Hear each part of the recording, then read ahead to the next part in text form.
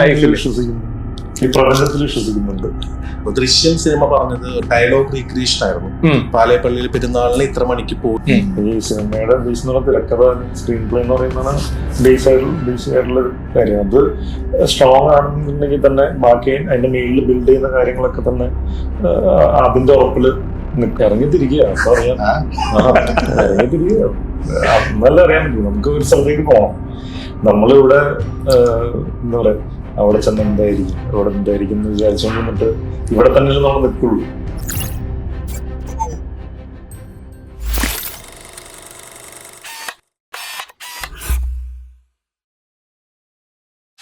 പറയട്ടെ, നമുക്കാദ്യം ആ പേരിൽ നിന്ന് തന്നെ തുടങ്ങാം. കാരണം പുരാണങ്ങളിൽ നോക്കുകയാണെങ്കിൽ വില്ലന്റെ വാഹനമാണ് പുഷ്പവിമാനം എന്ന കഥകളിൽ കേൾക്കുന്നത്. പക്ഷെ ഇവിടെ ഒരു നായകനെ മുൻനിർത്തി നിങ്ങൾ എന്തുകൊണ്ട് വില്ലന്റെ വാഹനത്തിന്റെ പേരിട്ടു?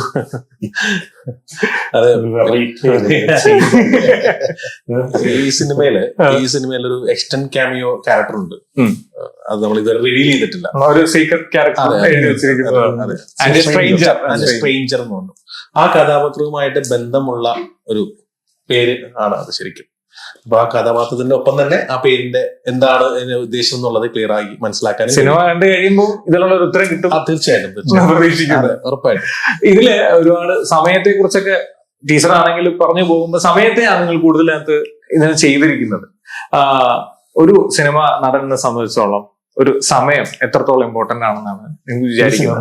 നടൻ എന്നുള്ളതിനേക്കാൾ ഉപരി ഒരു വ്യക്തി എന്നുള്ള രീതിയിലും ഏതൊരു ആൾക്കും സമയം വളരെ ഇമ്പോർട്ടന്റ് ആയിരിക്കും. ഈ സിനിമയിൽ ഇങ്ങനെ നല്ല സമയം ആവണം എന്നൊരു അങ്ങനെ ഒരു വ്യാഖ്യാനം ഉണ്ടോ ശരിക്കും? അങ്ങനെ ഇപ്പൊ നമുക്ക് കഴിവുണ്ട് അല്ലെങ്കിൽ നമ്മൾ ആഗ്രഹിക്കുന്നുണ്ട്, ബട്ട് നമ്മുടെ സമയം എന്ന് പറയുന്ന ഒരു വിശ്വാസം അങ്ങനത്തെ ഒരു സമയത്തിൽ ഞാൻ വിശ്വസിക്കുന്നില്ല. പറയുന്നുണ്ട്, ഫാക്ടേഴ്സ് പറയാറുണ്ട്. നമ്മൾ എത്രയൊക്കെ എഫർട്ട് എടുത്താൽ ചിലപ്പോൾ സക്സസ് എന്ന് പറയുന്നത് ഒരു ലെഗ് ഫാക്ടറിലാണെന്ന് പറയാറുണ്ട് ചിലപ്പോഴൊക്കെ. അല്ലാതെ സമയം എന്ന് പറയുന്ന ഈ സമയത്തിന് ഇമ്പോർട്ടൻസ് എല്ലാവരിലും ഉണ്ട്. ഒരു സമയം എന്ന് പറയുന്ന ഡിപ്പെൻഡ് ചെയ്താണല്ലോ എല്ലാ കാര്യങ്ങളും നടക്കുന്നത്. ഒരുപക്ഷെ ഈ സിനിമ ഞാൻ ചെയ്യാൻ തയ്യാറാവുന്ന ഒരു സമയമാണ്. അത് ഈ ആർട്ടിസ്റ്റുകൾ വില്ലിങ് ആവുക എന്ന് പറയുന്ന സമയമാണ്. അതനുസരിച്ച് നിർമ്മാതാവിനെ കിട്ടുക, ആ സമയത്തിനുള്ളിൽ ആ സിനിമ ഷൂട്ട് ചെയ്ത് തീർക്കാൻ കഴിയുക, സമയത്ത് റിലീസ് ചെയ്യാൻ കഴിയുക. It's all depends on time. അങ്ങനത്തെ സമയങ്ങളിൽ നോക്കണം. ചേട്ടാ ഒരു വിശ്വാസിയാണോ?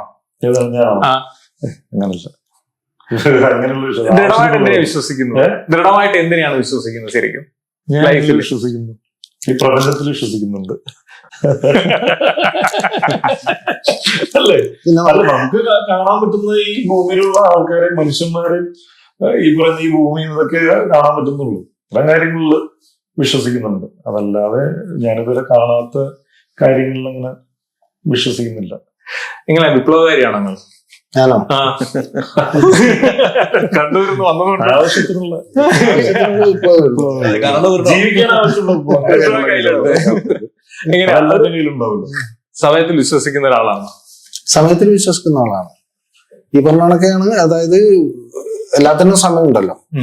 ഇപ്പം നമ്മളിവിടെ ഇരിക്കുന്ന പോലും എന്താ ആ സമയം ഉള്ളതുകൊണ്ടാണ് ഇരിക്കുന്നത്, അല്ലെ? അപ്പം അങ്ങനെയും വിശ്വസിക്കുന്നുണ്ട്. ഓക്കെ. ഈ ഞാൻ പറഞ്ഞു കേട്ടിട്ടുണ്ട്, പണ്ട് ഒരു പടത്തിന് വന്ന് ഷൂട്ട് ചെയ്തിട്ട് പോയി, പിന്നീട് ഡബിങ്ങിന് ഒരു പടമൊക്കെ ഹിറ്റ് ആയപ്പോഴത്തേക്ക് സാധാരണ ബസ്സിലാണ് വരുന്നത്, അദ്ദേഹത്തിന് പിന്നെ AC ടിക്കറ്റ് ഒക്കെ എടുത്തു കൊടുത്ത് നടന്നൊരു സംഭവം പറഞ്ഞ് ഞാൻ കേട്ടിട്ടുണ്ട്. അത് ആ ഒരു ടൈം ഇപ്പൊ ഈ ഒരു ലൈഫ് എങ്ങനെ എൻജോയ് ചെയ്യുന്നുണ്ട്? നന്നായിട്ട് എൻജോയ് ചെയ്യുന്നുണ്ട്. കിട്ടുന്ന വേഷങ്ങൾ കുറച്ച് വ്യത്യസ്തമായതുകൊണ്ട് അതിൽ ഉപരി സന്തോഷിക്കുന്നുണ്ട്. അങ്ങനെയുണ്ടല്ലോ, നമ്മ എപ്പം ചെയ്യുന്ന വേഷങ്ങൾ വ്യത്യസ്തമാകുമ്പോൾ നമുക്ക് ഇൻട്രസ്റ്റ് കൂടി വരും. കാരണം ഒരുപാട് അന്വേഷണത്തിലേക്ക് പോകാലോ. ഏതൊരു മേഖലയിലാണെന്നുണ്ടെങ്കിലും നമ്മുടെ പെർഫോമൻസ് ലെവൽ വെച്ചിട്ട് പ്രൊമോഷൻസും പരിപാടിയും കിട്ടൂല്ലേ? അതുപോലെയൊക്കെ തന്നെ സിനിമയിലും അത് നമ്മൾ ബസ് പിടിച്ചൊക്കെ ആയിരിക്കും വരുന്നത്. കുറച്ച് കഴിയുമ്പോൾ നമുക്ക് അല്ലെ, നമ്മളൊന്നൊരു ആക്ടർക്ക് ഡിമാൻഡ് വരുമ്പോ എന്താ പറയാ, അവര് AC വെഹിക്കിളോടും, കുറച്ച് കഴിയുമ്പോൾ നമ്മുടെ കയ്യിൽ സ്വന്തമായിട്ട് കാറുകൾ, അങ്ങനെയൊക്കെയാണ് നമ്മൾ സക്സസ്ഫുൾ ആവുന്നത്. പറഞ്ഞൊരു കഥയായിരുന്നു ഞാൻ പറഞ്ഞ കഥ എന്ന് വെച്ചാല്, സിനിമയിലേക്ക് വരുന്ന ഒരുപാട് ആളുണ്ടല്ലോ, ആഗ്രഹിക്കുന്ന ഒരുപാട് ആളുണ്ടല്ലോ. അങ്ങനെയാണല്ലോ നമ്മൾ എത്തിപ്പെട്ടത്. അവരോട് എന്താ പറയാനുള്ള ചോദിച്ചു. അപ്പൊ ഞാൻ ചെറിയൊരു ഉദാഹരണം പറയാം. ഞാൻ ബസ് പിടിച്ചിട്ടാണ്, ലോക്കൽ ബസ് പിടിച്ചിട്ടാണ് സിനിമയിൽ അഭിനയിക്കാൻ പോയത്. അതിന്റെ ഡബിങ്ങിന് വരുമ്പോ ട്യൂട്ടർ AC പിക്ക് ചെയ്യുന്ന ആള് നല്ല ഹോട്ടൽ. അതായത് അതാണ് സിനിമ, ഇതാണ് ഞാൻ പുതിയ മാത്രമായിട്ട് നോക്കുമ്പോ ആവും. ഇതാണ് ഞാൻ പറഞ്ഞത്. ക്ഷമിക്കോ, അത്രേ ഉള്ളൂ. പേഷ്യൻസ് ഭയങ്കരമായിട്ട് വേണ്ടൊരു ഫീൽഡാണ്. അതെ. എത്രത്തോളം ക്ഷമിച്ചിരുന്നു ഒരു സിനിമയിലെ ഈ ഒരു തട്ടിലേക്ക് കയറ്റിയെടുക്കാൻ വേണ്ടിയിട്ട്? അത് വലിയൊരു ലോങ് ഡിഫിക്കൽട്ട് ജേണി ആയിരുന്നു. ഞാൻ ഇത്ര എക്സ്പീരിയൻസ്ഡ്, ഞാൻ ഒരുപാട് ഡയറക്ടേഴ്സിന്റെ കൂടെ സഹസംവിധാനം നിന്നിട്ടുണ്ടെങ്കിൽ പോലും ഒരു സിനിമ പ്രൊജക്ട് ആക്കി എടുക്കുക എന്ന് പറയുന്ന സിനിമ ഷൂട്ട് ചെയ്യുന്നതിനേക്കാളും ബുദ്ധിമുട്ടാണെന്ന് എനിക്ക് മനസ്സിലായിട്ടുണ്ട്. അത് ചിലർ വളരെ ഈസി ആയിട്ട് പ്രൊജക്ട് ഉണ്ടാക്കി കണ്ടിട്ടുണ്ട്. പക്ഷെ പ്രൊജക്ട് ഡിസൈനിങ് ആണ് എന്നെ പോലുള്ള ഒരാൾക്ക് കൂടുതൽ ഷൂട്ടിങ്ങിനേക്കാൾ കൂടുതൽ ഡിഫിക്കൽട്ടീസ് ഉണ്ടായ ഒരു ഏരിയ. കാരണം നമ്മൾ ഉദ്ദേശിക്കുന്ന പോലെ ഒരു കാസ്റ്റ് മൊത്തം കിട്ടണം, അതിന് പറ്റുന്ന പ്രൊഡക്ഷൻ കിട്ടണം, ഈ ഒരു ക്രൈറ്റീരിയ എല്ലാം തരണം ചെയ്ത് ഈ സിനിമ സക്സസ്ഫുൾ ആയിട്ട് ഷൂട്ട് ചെയ്യണം. സക്സസ്ഫുൾ ആയി ഷൂട്ട് ചെയ്ത ശേഷം പോസ്റ്റ് പ്രൊഡക്ഷൻ വർക്ക് തീരണം, തിയേറ്ററിൽ എത്തണം, നല്ല രീതിയിൽ മാർക്കറ്റ് ചെയ്യപ്പെട്ട് എത്തണം. അപ്പോൾ ഷൂട്ട് എന്ന് പറയുന്ന പ്രോസസ്സ് ഒരു എക്സ്പീരിയൻസ് ഉള്ള വർക്ക് എക്സ്പീരിയൻസ് ആയാൽ കുറച്ച് ഈസി ആയിരിക്കും. പക്ഷെ ഈ പ്രോസസ്സുകളൊക്കെ നമ്മുടെ മാത്രം കയ്യിലുള്ള കാര്യങ്ങളല്ല. അപ്പൊ അതൊരു വലിയ ജേർണി ആയിട്ടാണ് തോന്നിയിട്ടുള്ളത്. ഈ ഒരു വരാനിരിക്കുന്ന അല്ലെങ്കിൽ ഇതുപോലെ സിനിമ ചെയ്യാൻ ആഗ്രഹിക്കുന്ന ഒരുപാട് സംവിധായകരുണ്ട്. അവരെ സംബന്ധിച്ചോളം ഒരു പുതിയ പ്രോജക്റ്റ് ഉണ്ടാക്കിയെടുക്കാൻ ശ്രദ്ധിക്കേണ്ട ഒരു കാര്യം ആദ്യം ഞാനൊക്കെ ബേസിക്കലി ഞാൻ ശ്രദ്ധിക്കാറുള്ള ആദ്യം ഒരു കണ്ടന്റ് സെറ്റ് ആക്കുക എന്നുള്ളതാണ്. ഏറ്റവും നല്ല കണ്ടന്റ്, നമുക്ക് കോൺഫിഡന്റ് ആവുന്ന നല്ലൊരു കണ്ടന്റ് സെറ്റാക്കി വെക്കുക. എന്നിട്ട് പിച്ചിങ് സ്റ്റാർട്ട് ചെയ്യുക. നിങ്ങൾ കണ്ടന്റ് ഇല്ലാതെ ചിലപ്പോൾ ഉള്ളു പൊള്ള ജസ്റ്റ് ഒരു ഫാബ്രിക്കേറ്റ് ചെയ്ത് പോകാമെന്ന് ചോദിച്ചാൽ എവിടെയാണ് നമുക്ക് വീണ് പോവാം. നല്ലൊരു കണ്ടന്റ് ആണെങ്കിൽ ചിലപ്പോൾ നമുക്ക് ഏത് സിറ്റുവേഷനിലും പിടിച്ചു നിൽക്കാൻ പറ്റും. നമ്മളെ ഏതെങ്കിലും സൈഡിൽ നമുക്ക് സപ്പോർട്ട് കിട്ടും, ഐദർ ആർട്ടിസ്റ്റ് അതർവൈസ് പ്രൊഡക്ഷൻ. അപ്പൊ എനിക്കെപ്പോഴും അങ്ങനെ ആൾക്കാരോട് കോൺഫിഡന്റ് ആവുക അതാണല്ലോ ബേസ്. ഈ സിനിമയുടെ ബേസ് എന്ന് പറഞ്ഞ തിരക്കഥ അല്ലെങ്കിൽ സ്ക്രീൻ പ്ലേ എന്ന് പറയുന്നതാണ് ബേസ് ആയിട്ടുള്ള കാര്യം. അത് സ്ട്രോങ് ആണെന്നുണ്ടെങ്കിൽ തന്നെ ബാക്കി അതിന്റെ മേലിൽ ബിൽഡ് ചെയ്യുന്ന കാര്യങ്ങളൊക്കെ തന്നെ അതിന്റെ ഉറപ്പിൽ നിൽക്കും. അപ്പൊ അത് ഇങ്ങനെ റിഫൈൻഡാക്കി വീണ്ടും വർക്ക് ചെയ്ത് അങ്ങനെ ചെയ്തുകൊണ്ടിരിക്കും. കാരണം ഒരു സിനിമ ഷൂട്ട് ചെയ്ത് കഴിഞ്ഞ് ഇതിന്റെ ആലോചന തുടങ്ങി, ഇത് എഴുതി, ഇത് ഷൂട്ട് ചെയ്ത് തീരുന്നവരെ ഒരുപാട് പ്രോസസ് ഉണ്ട്, ഒരുപാട് ടൈം എടുക്കുന്നുണ്ടായിരുന്നു. അപ്പൊ ഇത് ഇറങ്ങുന്ന സമയം ഇപ്പൊ ചിലപ്പോ ഇന്നിപ്പോ ഒരു സ്ക്രീൻ പ്ലേ കംപ്ലീറ്റ് ആയി കഴിഞ്ഞ ഒരു 6 മാസം കഴിഞ്ഞിട്ടായിരിക്കും ചിലപ്പോൾ റിലീസ് ആവുന്നത്. ആ സമയത്ത് ഇറങ്ങുമ്പോഴത്തേക്കും അതിന്റെ ഒരു ഫ്രഷ്നെസ്സും ഇതൊക്കെ ചിലപ്പോ ഒന്നും പറയാൻ പറ്റില്ല. അതനുസരിച്ചിട്ട് വർക്ക് ചെയ്തിട്ട് ചെയ്യേണ്ടി വരും. ഈ പടത്തില് ഹുക്ക് ചെയ്തൊരു കാര്യം ഇതിന്റെ കോണ്ടന്റ് തന്നെയാണ്. ഡിഫറെന്റ് ആയിട്ടുള്ളൊരു മലയാളത്തില് അധികം വരാത്തൊരു കോണ്ടന്റ്. നമുക്ക് പറയാൻ പറ്റുന്ന ടൈപ്പ് ഓഫ് കോണ്ടന്റ് ആണോ? ടൈം ലൂപ്പ് പരിപാടി പോലത്തെ സംഭവമാണ്. മിനിറ്റ് ഇയാളുടെ ലൈഫിൽ ഒരു മിനിറ്റ് ചേഞ്ച് ആയിരുന്നെങ്കിൽ, ഒരു മിനിറ്റ് വൈകിയിരുന്നെങ്കിൽ എന്തായിരിക്കും സംഭവിക്കുക എന്നുള്ളത് ഒരു വിഷ്വൽ റീക്രിയേഷൻ ആണ്. ദൃശ്യം സിനിമ പറഞ്ഞത് ഡയലോഗ് റീക്രിയേഷൻ ആയിരുന്നു. പാലേപ്പള്ളിയിൽ പെരുന്നാളിന് ഇത്ര മണിക്ക് പോയി പ്രേക്ഷകർ പറഞ്ഞ് അത് ഓരോ ക്യാരക്ടറിലേക്കും ആ സമയം രജിസ്റ്റർ ചെയ്ത് കൊണ്ടുപോയി. ഇവിടെ നമ്മൾ ആ സെയിം പരിപാടിയുടെ വിഷ്വൽ ആൾക്കാരെ റീക്രിയേറ്റ് ചെയ്ത് കാണിക്കുകയാണ്.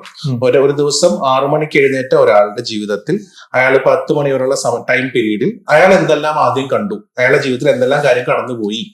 ഒരു റോഡായിരിക്കും, അയാളുടെ യാത്രയായിരിക്കും. അതേ സാധനം അയാൾ ചിലപ്പോൾ 1 മിനിറ്റ് മുന്നോയോ അല്ലെങ്കിൽ ഒരു ശേഷമോ എഴുന്നേറ്റിരുന്നെങ്കിൽ എന്തായിരിക്കും ആ വ്യത്യാസങ്ങൾ ഉണ്ടാവും. ആ ട്രാവൽ സ്പാൻ മൊത്തം നമ്മൾ വിഷ്വലി കാണിക്കുകയാണ്. ബട്ടർഫ്ലൈ എഫക്ട്സ് എന്നൊക്കെ വിഷ്വലി കാണിക്കുകയാണ് നമ്മൾ. അത് റിയൽ നടക്കുന്ന ഇൻസിഡന്റ് ആയിട്ടാണ് കാണിക്കുന്നത്, ഫാന്റസി ആയിട്ടുമല്ല കാണിക്കുന്നത്. അപ്പൊ അതിനൊരു ഒരുപാട് ഇപ്പൊ ഈ പറഞ്ഞതുപോലെ ഇതിന്റെ കണ്ടന്റ് വായിക്കുമ്പോൾ കിട്ടുന്ന ആ ഒരു ഇൻട്രസ്റ്റ്, ഇത് എങ്ങനെ എടുക്കും എന്നുള്ള ചലഞ്ചാണ്.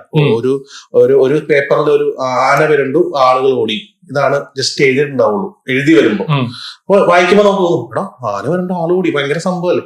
പക്ഷെ ഇത് എടുക്കാൻ പാടെന്ന് പറയുന്നത് സാധാരണ ഒരു ഡയലോഗ് ഷീറ്റിന്റെ സീൻ ആണെങ്കിൽ നമുക്കൊരു 15 ഷോട്ട് 20 ഷോട്ടിൽ തീർക്കാം. ഡയലോഗ്സ് ആണ്, നമുക്കറിയാം ഇങ്ങനെയൊക്കെ ആംഗിൾ എടുക്കണമെന്ന്. പക്ഷെ ഇത്ര എഴുതി വെച്ചാൽ മിനിമം 40 ഷോട്ട് 50 ഷോട്ട് കണ്ടുവരും. കാരണം അങ്ങനത്തെ ഒരു ആംബിയൻസ് സെറ്റ് ചെയ്ത്, അങ്ങനത്തെ ഒരു ക്രിയേഷൻ സെറ്റ് ചെയ്ത്. അപ്പൊ ഇങ്ങനത്തെ ഈ ഒരു പടത്തിലുള്ള ഏറ്റവും വലിയ ചലഞ്ച് ഞാൻ ഫേസ് ചെയ്യാൻ, ഇത് ഇങ്ങനെ ചെയ്യാൻ തീരുമാനിക്കുമ്പോൾ എക്സ്പെക്ട് ചെയ്തത് ഇത് എങ്ങനെ എക്സിക്യൂട്ട് ചെയ്യും. അത് നമ്മളിപ്പോ ഒരു രാമോജി പോലുള്ള ഫിലിം സെറ്റ് ഇട്ടിട്ടല്ല നമ്മൾ ചെയ്യുന്നത്. നമ്മൾ പബ്ലിക്കിന്റെ ഇടയിൽ നിന്നുകൊണ്ട്, കാരണം അതിന്റെ ഒരു പ്രൊഡക്ഷൻ ബഡ്ജറ്റും നമുക്ക് കിട്ടുന്ന ആദ്യത്തെ പടങ്ങളിലേക്ക് നമുക്ക് കിട്ടില്ല. അപ്പോൾ നമ്മൾ അങ്ങനത്തെ ഒറിജിനൽ ലൈവ് ലൊക്കേഷനിൽ പോയി നാട് റോഡിൽ ആൾക്കാരുടെ ഇടയിൽ നിന്നാണ് ഷൂട്ട് ചെയ്യേണ്ടത്. അപ്പോൾ അതൊരു ചലഞ്ചായിരുന്നു എക്സിക്യൂട്ട് ചെയ്യപ്പെടുക എന്നുള്ളത്. പക്ഷെ അതെനിക്ക് ഈസി ആവാനുള്ള കാരണം എന്റെ കൂടെ ഒരുപാട് വർക്ക് ചെയ്ത എക്സ്പീരിയൻസ്, എന്റെ ഫ്രണ്ട്സ് ആയിട്ടുള്ള, ഞാൻ മുമ്പ് വർക്ക് ചെയ്ത സിനിമകളിലെല്ലാം സിനിമയിൽ സഹസംവിധാനം ഞാൻ വർക്ക് ചെയ്യുമ്പോൾ അതിന്റെ കൂടെ വർക്ക് ചെയ്തിട്ടുള്ള, ഞാൻ ബിയോണ്ട് ബോർഡർ എന്ന പടത്തിൽ വർക്ക് ചെയ്യുമ്പോൾ അതിന്റെ സഹ ക്യാമറമാൻ ആയിരുന്നു ഇപ്പൊ ഇതിന്റെ ക്യാമറമാൻ. അതിന്റെ മേക്കപ്പ് മാൻ ആയിരുന്നു അതിന്റെ സഹ മേക്കപ്പ് മാൻ ഇതിന്റെ മേക്കപ്പ് മാൻ, അതിന്റെ സഹ എഡിറ്റർ ആയിരുന്നു ഇതിന്റെ എഡിറ്റർ. പുള്ളി ഇപ്പൊ എംപുരാൻ എഡിറ്റ് ചെയ്തുകൊണ്ടിരിക്കുന്നു. അതുപോലെ തന്നെ അതിന്റെ അന്നത്തെ പ്രൊഡക്ഷൻ കൺട്രോളർ ആയിരുന്നു ഇതിന്റെ പ്രൊഡ്യൂസർ. അങ്ങനെ നമ്മൾ പോലും പ്രതീക്ഷിക്കാതെ ഈ സിനിമയും സമയത്തെ കുറിച്ചാണെന്ന് പറയുന്ന പോലെ തന്നെ എന്റെ ഈ സിനിമ ഉണ്ടായതും ഒരു ചെറിയ സമയത്തിന്റെ ഒരു ഇതുകൊണ്ട് ഉണ്ടായതാണ്, സൗഹൃദം കൊണ്ടും ഉണ്ടായതാണ്. ഈ സിനിമ പറയുന്നത് സൗഹൃദത്തിന്റെ കഥയാണ്. സിജു വിൽസൺ അവതരിപ്പിക്കുന്ന കഥാപാത്രം അജയ് മഹേശ്വരി എന്നാണ്. അദ്ദേഹത്തിന്റെ കൂടെ കട്ടയ്ക്ക് നിൽക്കുന്ന ഒരു സുഹൃത്താണ് ബാലു അവതരിപ്പിക്കുന്ന ആഗ്രഹം എന്ന് പറഞ്ഞ കഥാപാത്രം.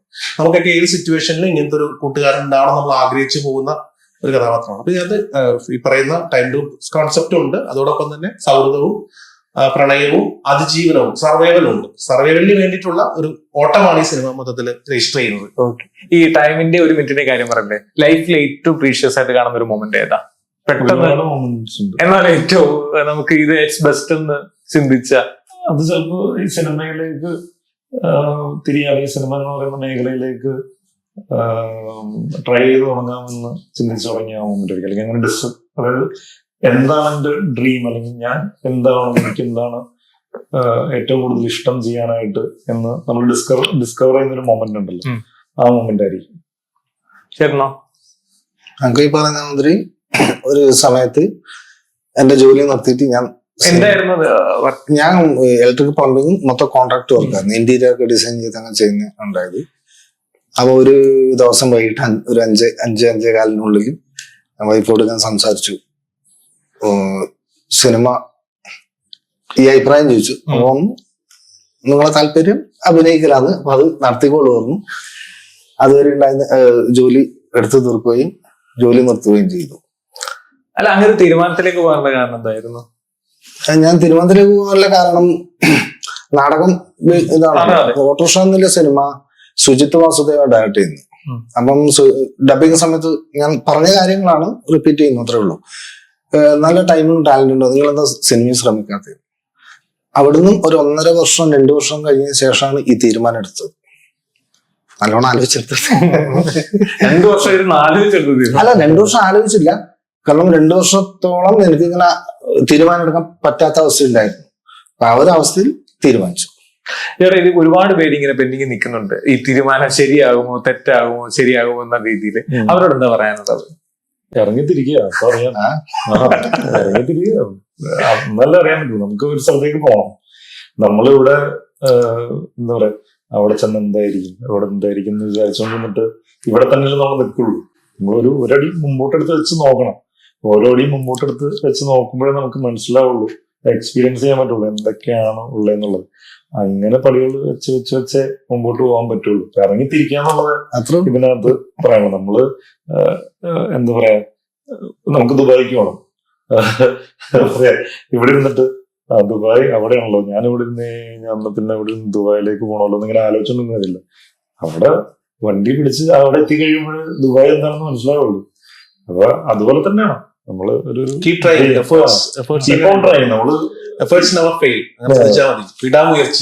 അത് ഏതൊരു കാര്യമില്ല, സിനിമ ഇപ്പം അഭിനയിക്കുന്നതായാലും ഡയറക്ട് ചെയ്യുന്ന ഏതൊരു കാര്യമായാലും ഏതൊരു ജോലി ചെയ്യുന്ന സംഭവം എന്തായാലും നമ്മൾ ഇറങ്ങിത്തിരിക്കുക. അതായത് അതിൽ ലാഗ് വരാൻ ബോറടിക്കാൻ പാടില്ല. നമ്മൾ ബോറടിക്കുന്ന എന്തുകൊണ്ടാണ്? ഈ കൺഫ്യൂഷൻ അല്ലേ? കൺഫ്യൂഷൻ നമ്മള് ഒരു ആലോചിച്ച് തീരുമാനം ഉറപ്പിക്കുന്നത് നമുക്ക് തന്നെയാണ് വേണ്ടതെന്നുള്ളത് തീരുമാനം എടുക്കുക, അല്ലെങ്കിൽ പാളിപ്പോയി. അത് തിരിച്ചറിയാം. നമ്മള് എല്ലാരും, ഞാനങ്ങനെ നഴ്സിംഗ് പഠിക്കാനായിട്ട് പോയത്. അതുകൊണ്ടാണ് നഴ്സിംഗ് പഠിക്കാനായിട്ട് പോയത്. അന്ന് ഈ പറയുന്നത് ഭയങ്കര ബിസിനസ് ബൂം പോലത്തെ പരിപാടിയായിരുന്നു. മെയിൽ നഴ്സിംഗ് എന്ന് പറയുന്നത് ഭയങ്കര സ്കോപ്പാന്ന് പറഞ്ഞിട്ട് അങ്ങനെയാണ് ബാംഗ്ലൂരിൽ നിന്ന് ഒരുപാട് പേര് അവിടെ നിന്ന് പഠിക്കാനായിട്ട് പോയിട്ടുണ്ട്. അപ്പൊ അങ്ങനെ പോയതാണ് ഞാൻ. നമുക്ക് ഒരു തീരുമാനം എടുക്കാനുള്ളൊരു കേപ്പബിലിറ്റി ഒന്നും ഉണ്ടായിരുന്നില്ല. അപ്പൊ ഇപ്പോഴത്തെ ജനറേഷന് കുറച്ചും കൂടിയൊക്കെ എന്താണ് വേണ്ടതെന്നുള്ളൊരു ഫോക്കസ്ഡ് ആയിട്ടാണ് അവർ മുമ്പോട്ട് പോകുന്നത്. അപ്പൊ അങ്ങനെ ഒരു തീരുമാനം എടുത്തു കഴിഞ്ഞാൽ ഫോക്കസ്ഡ് ആയിട്ട് അതിൽ തന്നെ മുമ്പോട്ട് പോയിക്കൊണ്ടിരിക്കുക. എത്തിപ്പെടും. വിനീതേട്ടൻ പറഞ്ഞ സിനിമ ഒരു ബഗ്ഗാന്ന് പറഞ്ഞിട്ടുണ്ട്. തലച്ചോറിൽ കയറി കഴിഞ്ഞാൽ പിന്നെ അത് പോവില്ല എന്ന് പറയുന്ന ഒരു സാധനം. അതിനെ ശരിയാ, അങ്ങനെ നോക്കി കാണുന്നുണ്ടോ അതിനെ? ശരിയാണ്, തീർച്ചയായിട്ടും. ഈ പറയുന്ന പോലെ തലയ്ക്ക് പിടിച്ചു കഴിഞ്ഞാൽ അങ്ങനെ തന്നെയാണ്. ആ ഒരു എന്താ പറയാ, ആ ഒരു വേൾഡ് പേഴ്സണലായിട്ട് വന്നേക്കുന്ന എല്ലാവർക്കും തന്നെ ഇഷ്ടമായിട്ടുള്ള കാര്യമായിരിക്കുള്ളൂ. കാരണം നമ്മള് പെർഫോം ചെയ്യാണ്, വേറെ വേറെ ക്യാരക്ടേഴ്സ് ആയിട്ട് ചെയ്തുകൊണ്ടിരിക്കണം. പിന്നെ ഈ സിനിമ എന്ന് പറയുന്നത് എപ്പോഴും നിലനിൽക്കുക. എത്ര കാലങ്ങളാണെങ്കിലും ഈ സിനിമ എന്ന് പറയുന്നത് ഇവിടെ നിലനിൽക്കുന്നുണ്ടാവില്ല. അങ്ങനെയുണ്ട്. പിന്നെ വേറൊരു വേൾഡ് ക്രിയേറ്റ് ചെയ്ത് മേക്ക് ബിലീഫാണ്. അപ്പൊ തന്നെ വേറൊരു കഥയും കഥാപശ്ചാത്തലവും ക്രിയേറ്റ് ചെയ്തിട്ട് അതിനകത്ത് ക്യാരക്ടേഴ്സ് ആയിട്ട് നമ്മളിന്ന് പെർഫോം ചെയ്തിട്ട് ഇത് ഓഡിയൻസിന് എന്റർടൈൻ ചെയ്യിക്കാൻ വേണ്ടിയിട്ടുള്ള പരിപാടികളും ഇതിനകത്തൊക്കെ വരുന്നുണ്ട്. അപ്പൊ ഇതൊക്കെ എന്താ പറയാ, അത് ഹരന്ന് പിടിച്ചു കഴിഞ്ഞാൽ പിന്നെ പോലെന്ന് എനിക്ക് തോന്നുന്നു. ഇതിനകത്ത് ഈ പറഞ്ഞത് നമുക്ക് ഇത് പറയുമ്പോൾ നിങ്ങൾ സക്സസ്ഫുൾ ആയവർ നിങ്ങൾ നമ്മൾ പറയുന്നുണ്ട്. പക്ഷെ ഇതിനകത്ത് ഒരു 90% ആളുകളും ഇപ്പർ സൈഡിലുണ്ട്. സിനിമ എന്നും പറഞ്ഞിറങ്ങി നശിച്ചു പോയവർ, അല്ലെങ്കിൽ എന്നും എത്തിപ്പെടാൻ പറ്റാതെ പോയവർ. അങ്ങനെ ഒരു വലിയ ലാർജ് ഓഡിയൻസ് ഉണ്ടാവാനുള്ള കാരണം എന്തായിരിക്കും? അത് അറിയില്ല. പല സാഹചര്യങ്ങൾ കൊണ്ടും അവർ ഇറങ്ങിത്തിരിക്കും. ഒന്ന് ഫെയിൽ ആവുമ്പോൾ ചിലപ്പോൾ പല അവരുടെ പേഴ്സണൽ സാഹചര്യങ്ങൾ കൊണ്ട് സർവൈവൽ എന്ന് പറയുന്ന എല്ലാവർക്കും ഇമ്പോർട്ടന്റ് ആണല്ലോ. ഇപ്പൊ ഞാനും ഇതിനകത്ത് വരുമ്പോൾ സർവൈവലിന് വേണ്ടി ഒരുപാട് കഷ്ടപ്പെട്ടിട്ടുണ്ട്. ഉദ്ദേശിച്ച പോലെ നമുക്ക് പേയ്മെന്റും കാര്യങ്ങളൊന്നും കിട്ടില്ല ആദ്യം. അപ്പൊ ആ സമയത്തായിട്ട് സ്റ്റാർട്ട് ചെയ്യുമ്പോൾ നമുക്ക് ചെറിയ പേയ്മെന്റുകളെ കിട്ടും. അപ്പൊ നമ്മൾ ബാലൻസ് ചെയ്യാൻ, നമ്മൾ അതനുസരിച്ച് അഡ്ജസ്റ്റ് ചെയ്യാൻ തീരുമാനിക്കണം. ഏത് വില കൊടുത്തും നമ്മൾ എത്തുന്നുള്ള നമ്മുടെ മൈൻഡ് കൺഫ്യൂസ്ഡ് ആവാതെ നമ്മൾ മുന്നോട്ട് പോയാൽ മാത്രമേ ഇത് എത്തിപ്പെടുള്ളൂ. ഈസി പരിപാടിയായിട്ട് സംഭവം അല്ല, ഈസി ആയിട്ടുള്ള സംഭവമല്ല. നല്ല പണിയുള്ളതാണ്. നല്ല അത്രയും കോമ്പറ്റീഷൻ നടക്കുവാണ് അവിടെ. ഒരാൾ മാറിയാൽ അയാൾക്ക് പകരം 10 പേര് റെഡിയാണ് ചെയ്യാനായിട്ട്. അത്രയും കാലിബർ ഉള്ള ആൾക്കാർ, നോട്ട് ഈവൻ ഒന്നും അറിയാത്തവരല്ല വരുന്നതും. എല്ലാവരും പുതിയ കോൺസെപ്റ്റ് ആയിട്ട് പുതിയ രീതിയിലുള്ള ട്രെൻഡിങ് പരിപാടികളായിട്ട് വന്നുകൊണ്ടിരിക്കുമ്പോൾ നമ്മൾ അത്രയും ആക്ടിവായിട്ട് നിൽക്കണം. ഇതുപോലെ തന്നെ ടൈം ലിമിറ്റ് വെച്ചിട്ട് വരുന്ന ആൾക്കാരുണ്ട്. ഈ പറഞ്ഞ 5 വർഷം ട്രൈ ചെയ്ത് നോക്കാം. അതെ അതെ. ചിലപ്പോ 5 വർഷം കഴിഞ്ഞ് അവൻ പോകുന്നതിന്റെ പിറ്റേ ദിവസമായിരിക്കും ചിലപ്പോ പോകുന്നത്. നമുക്കറിയില്ല എപ്പോഴാണെന്നുള്ളത്. അപ്പൊ അങ്ങനെ ഒരു ടൈം ലിമിറ്റ് ഒന്നും വെച്ചിട്ട് ഒന്നും അതിൽ നിൽക്കാൻ പറ്റില്ല. പിന്നെ വിൽ പവർ ഭയങ്കര ഇപ്പൊ ടൈം പരിപാടിയല്ല. പക്ഷെ ഞാൻ ഇത്തരം തെരഞ്ഞെടുക്കുമ്പം അങ്ങനെ ഉണ്ടല്ലോ ഒരു പ്രായം, എന്റെ പ്രായം. അതുകൊണ്ട് ഞാൻ കറക്റ്റ് ഒരു ടൈം ഇനി വെച്ചു. പക്ഷെ ഞാൻ വെച്ച ടൈം എന്ന് പറയുന്നത് ഇപ്പം 24 സെക്കൻഡ് ആണെങ്കിൽ ഒരുപക്ഷെ 25ാമത്തെ സെക്കൻഡിലാണ് ഈ പറയുന്ന സംഭവം കിട്ടുമെങ്കിൽ എനിക്കതിൽ വേലതില്ല, ഞാനത് വിടും. കാരണം ആ ടൈമത്തിന്റെ അപ്പുറം എനിക്ക് പോകാൻ പറ്റില്ല പറഞ്ഞത് ഞാൻ പിന്നെ ഞാൻ എങ്ങനെയാണ് ഏത് പ്രായത്തിലാണ് ഇങ്ങനെ തീരുമാനം കൂടെ ആലോചിക്കണം. അതുകൊണ്ട് തന്നെ ടൈം വെച്ചേ ഉള്ളൂ. ഇതിന് ശരിക്കും പറഞ്ഞ ടൈം ഇല്ല ശരിക്കും. ഈ ടൈമൊക്കെ വെക്കുന്നത് എങ്ങനെയാണ് നമ്മള്, കാരണം നമ്മളെ മാത്രം ബോധ്യപ്പെടുത്തിയാൽ പോരല്ലോ, ഒരുപാട് പേര് നമുക്ക് ബോധ്യപ്പെടുത്താനായിട്ടുണ്ട്. ആ ടൈമിൽ നിന്ന് കുറച്ചും കൂടി കാലയളവ് മുന്നോട്ട് വീണ്ടും പോകും. അത് ആഗ്രഹത്തിന് പുറത്താണ് പോകുന്നത്. ഫോർ എക്സാമ്പിൾ ഫഹദിന്റെ കാര്യം ആലോചിച്ചോളൂ. മൂവി എന്ന് പറയുന്ന ഏറ്റവും വലിയ ഫെയിലർ ആയിരുന്നു. അവിടെ നിന്ന് അതിട്ടിട്ട് പോയിരുന്നെങ്കിൽ അയാൾ എവിടെയെങ്കിലും സിനിമയിൽ എത്തിപ്പെടാതെ പോയാണ്. അയാള് പോയി അത് മനസ്സിലാക്കിയിട്ട് വീണ്ടും തിരിച്ചു വന്ന് ട്രൈ ചെയ്ത് ഏറ്റവും സക്സസ്ഫുൾ ആയിട്ടുള്ളൊരു, അല്ലെങ്കിൽ ഏറ്റവും ഫ്ലെക്സിബിൾ ആൻഡ് വണ്ടർഫുൾ പെർഫോമൻസ് കാഴ്ചവെക്കുന്ന ഒരു ആർട്ടിസ്റ്റ് എന്നുള്ള രീതിയിലേക്ക് അദ്ദേഹം വളർന്നു. അതാണ് ജീവിതത്തിൽ പലപ്പോഴും അങ്ങനത്തെ സംഭവങ്ങൾ സംഭവിക്കും. നമുക്ക് നിർത്തിയിട്ട് പോവാം, നടക്കൂല എന്നൊക്കെ തോന്നും. പക്ഷെ അവിടെ നമ്മള് ആ തീരുമാനം എടുത്ത് പോയി കഴിഞ്ഞാൽ പിന്നെ തീർന്നു. നമുക്ക് അങ്ങനത്തെ ഒരു എന്താ പറയാ, അങ്ങനത്തെ ഒരു ലൈഫിലേക്ക് ചിലപ്പോ എത്തിപ്പെടാൻ പറ്റിയെന്ന് വരില്ല. അപ്പൊ ജീവിതമാണെങ്കിൽ അങ്ങനെ തന്നെയാണല്ലോ. ജീവിതത്തിലാണെങ്കിലും നമ്മള് ജീവിച്ചു പോകുന്ന, നമ്മള് നമ്മുടെ ഇഷ്ടത്തിനനുസരിച്ച് ജീവിക്കാനായിട്ട് പറ്റണമല്ലോ, സാധിക്കണം. അത് കീപ്പ് ഓൺ ട്രൈ എന്നാണ് പറയാനുള്ളത്. അല്ല ഞാൻ മുമ്പേ ഞാൻ പറഞ്ഞത് ഉല്ലാസോട് പറഞ്ഞു, ഞാൻ എന്നെ ഗ്രാഫ് ചെയ്തെന്ന് പറയാം. വേണിമാമ കളിച്ചിട്ടുണ്ടോ? അതായത് ഞാൻ ഗ്രാഫ് ചെയ്തതാണ്. ഈ ഒന്ന് വീണാല് അകത്ത് കയറാൻ പറ്റും. ഒരുപാട് കഴിവില്ല ഒരു പുറത്തുണ്ട്. മീൻസ് ഞാനും പുറത്തുണ്ടായതാണ്. ഒന്ന് വീണ അകത്ത് കയറി. പിന്നെ കളി തുടങ്ങുവാണ് അല്ലെ.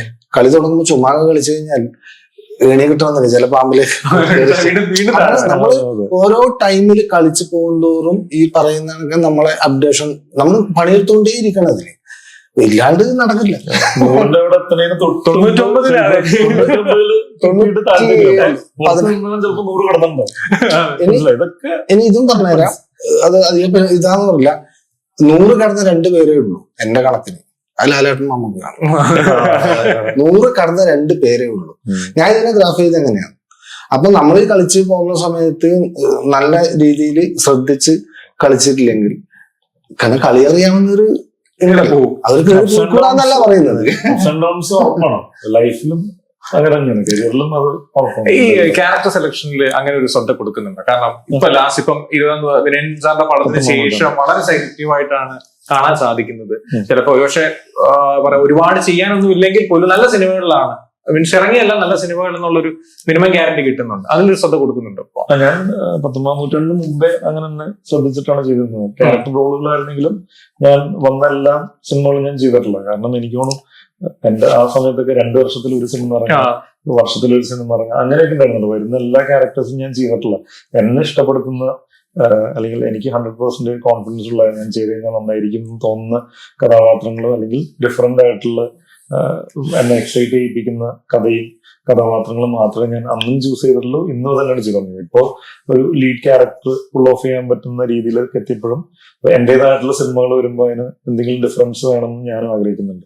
യൂഷ്വൽ പാറ്റേണിലുള്ള പരിപാടികളല്ലാതെ എല്ലാ മാസവും സിനിമ ഇങ്ങനെ ഇറക്കിക്കൊണ്ടിരിക്കാതെ വരുന്ന സിനിമ ആൾക്കാർക്ക് എന്തെങ്കിലും ഡിഫറെന്റ് ആയിട്ട് ഫീൽ ചെയ്ത് കഴിഞ്ഞാൽ അത്ര സന്തോഷം.